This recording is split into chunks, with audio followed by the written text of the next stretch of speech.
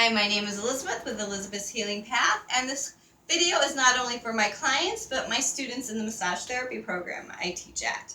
So I just did a video about trigger points, but one that does not always get talked about are tender points. And I actually find that these are a little bit more common with clients, maybe just my clients. So a trigger point, the main difference is when you have a trigger point and you push into it, it's going to have a referral pain other places. Maybe like you push here and in the entire back, or maybe it's over here or down here, whatever.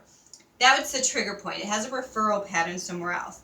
Tender points are usually an area that feels tender to touch that a lot of times, in my experience, clients don't even know was there. Like, whoop, you found something, you had no clue that was there. And that's usually more of a tender point.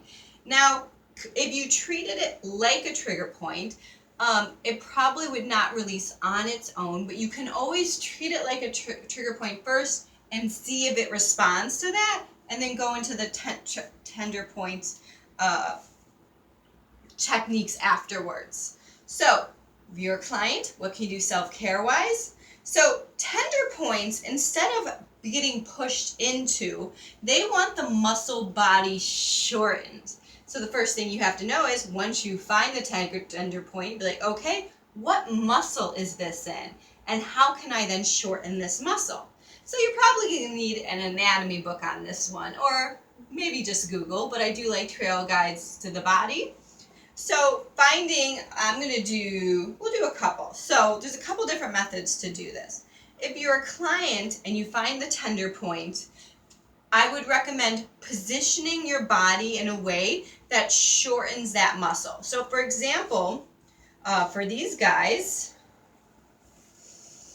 it's really got to be a passive shorten though, because when we contract a muscle, we shorten it. So I'm going to have you kind of come up, like kind of do a push-up position.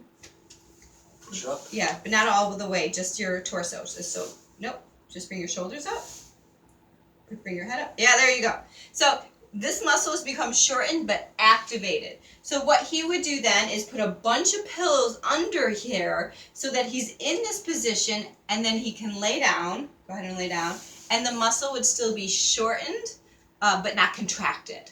So you have to know what motion the body does. That's why trail guides is so important, because it will tell you, okay, this is the way you get into it. Now, I'm going to go up here because it's just an easier example.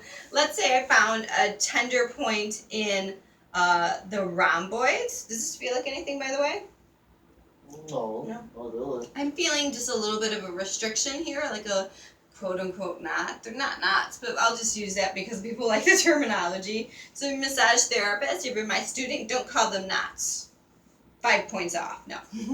So here's the rhomboids, and I did find it. So it could be a fascia restriction, or it could be a tender point. Now the rhomboids, to shorten then, I'm going to go ahead and relax your shoulder. I can hold you. There you go. I'm shortening the muscle, and so I'm going to hold this for about 5 minutes. Now generally you want to stay on that point where you felt. Now you're not pushing into that point. You're doing that so that you can find it when you're done with the technique, so you can test it to see if it worked, if they're still experiencing pain while you push on it. If you lose it, for example, you need both hands, just do your best to try and find it again, push on it, say, are you experiencing pain? Now there's a lot of interesting modalities out there that kind of work with the same concept. For example, in myofascial release, they say if you have a muscle that does not release, then to do this kind of method before you go into a fascia stretch. To do a muscle that's a little bit harder, you can, like for example, the quad is tough because our neutral position is the shortened position. You can't really get it any shorter, but you can kind of grip the, like for example, we're doing some erector spinae, grip and then kind of compress the tissue in. That's another way to shorten the tissue in a manual way as a massage therapist. So I know, you're like, that's kind of complicated.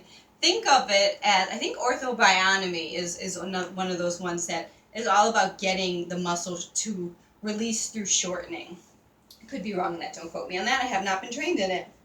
The neck is a really good one that often kind of needs that shortening before it can be then lengthened if there's a tender point within it in the shoulders.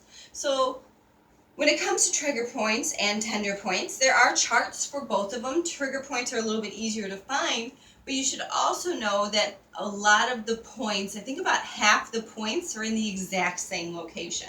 So even if you can't find a trigger or tender point, you could kind of see if it's in that location from the trigger point book. But to be honest, it doesn't really matter if it's the same location. Find a spot. If it's tender to the touch, and if it's not releasing through you compressing or friction, whatever it is, see if you can get the tender point method a chance by shortening that muscle in a passive way. Okay, so that's all I got on tender points. It's like I said, it's nice. I think it's a nice, easy technique to do.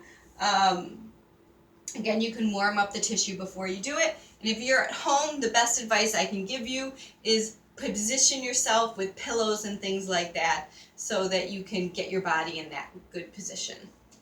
Okay. I think the next video we're going to do is the myofascial release.